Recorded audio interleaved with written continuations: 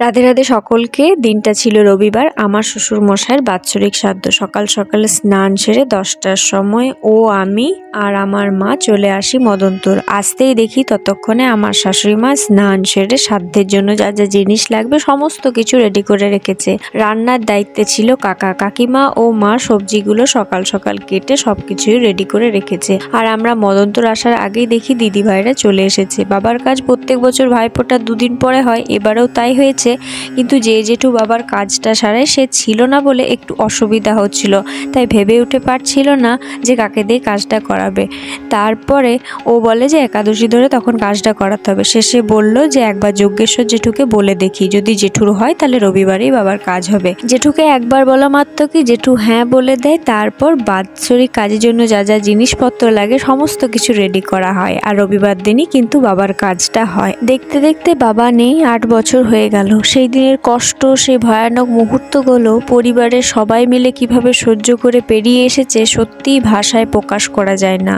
সময় অনেকটা বদলে দিয়েছে, তবুও সেই দিনের স্মৃতি আজও সকলের হৃদয়ে রয়ে গেছে। তবে হ্যাঁ, বাবার কাজটা সুন্দরভাবেই সম্পূর্ণ হয়েছে। সবশেষে ও সূর্য প্রণাম করে, তারপর জেঠু আমাদের সকলকে শান্তির জল দেয়। তারপরে শুরু হয় খাওয়া দাওয়া। তো সবাই যেহেতু ওই বৈঠকখানার ঘরে খাওয়া দাওয়া করছিল, কাকারা যেহেতু সবাইকে খেতে দিচ্ছিল, আমি আর ভিডিও করতে যাইনি, কারণ আমি ভাবলাম যে আমার যেয়ে পরে বিরক্ত করা হবে, তাই ভিডিও করা হয়নি।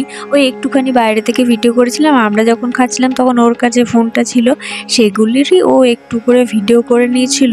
সেদিনে দুপুরের মেনু ছিল ভাত, ডাল, পালং শাক, পোস্ত, মিক্স ভেজ, চাটনি, পাঁপড়, মিষ্টি ও পায়েস। হ্যাঁ, ক্যাটারিং ভালো হয় না?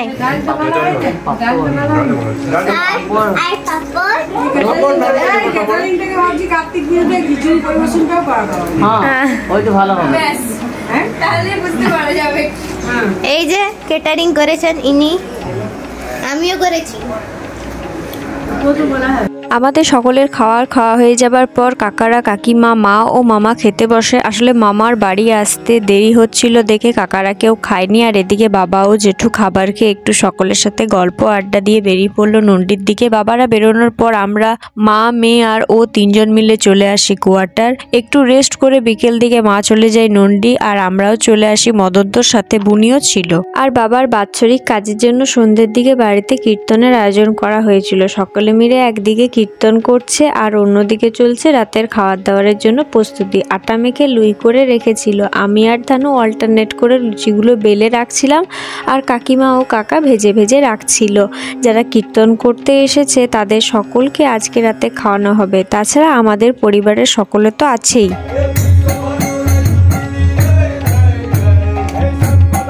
কীর্তনের শেষে সকলে মিলে আমরা প্রণাম করে নিলাম। তারপর বৈঠকখানার ঘরে বস্তাগুলো রেডি করছিলাম, কারণ এই ঘরেই সকলে মিলে খেতে বসবে। আর রাতের মেনুতে ছিল সালাড, লুচি, চানা মশলা, পায়েস, মিষ্টি, পাঁপড়, চাট। আর এদিকে মেজো কাকা খাবারগুলো রেডি করছে, আর কাকিমা কিন্তু পাঁপড় ভাজা শুরু করে দিয়েছে। সবাই মিলে বেশ আনন্দ করে খাওয়া দাওয়া করছিল, আর কাকারাই কিন্তু সকলকে পরিবেশন করে খাওয়াচ্ছিল।